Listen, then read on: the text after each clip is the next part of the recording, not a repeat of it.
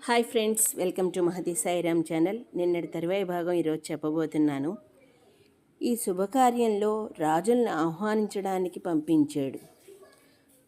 ఋష్యశృంగుని పురస్కరించుకొని యజ్ఞకర్మారంభాన్ని చేశారు. అందరూ శాస్త్రాన్ని అనుసరించి కల్పాన్ని అనుసరించి యజ్ఞవేదికలో ప్రవేశించారు. సంవత్సరం పూర్తయింది. యజ్ఞస్వం తిరిగి వచ్చింది.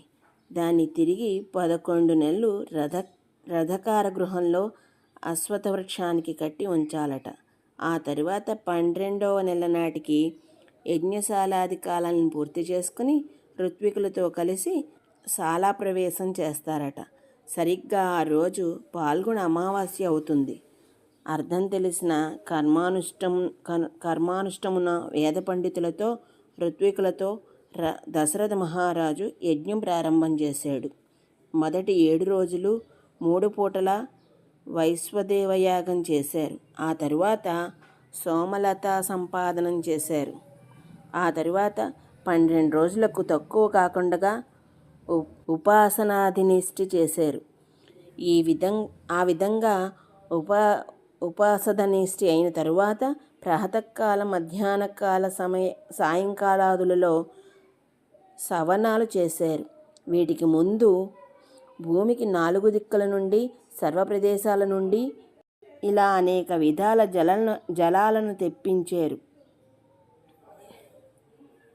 భూమికి 4 దిక్కుల నుండి సర్వప్రదేశాల నుండి కోపము, వికారము, అవట్యము, కన్యము, హృదయము, సరస్యము, వైశస్యము, పల్వలము, వర్గ్యము, అవగ్యము, హృదున్యము, ఋష్యము, స్థావరము, నాదేయము, సైదవ్యము, సాముద్రియము ఇలా అనేక విధాల జలాలను తెప్పించారు.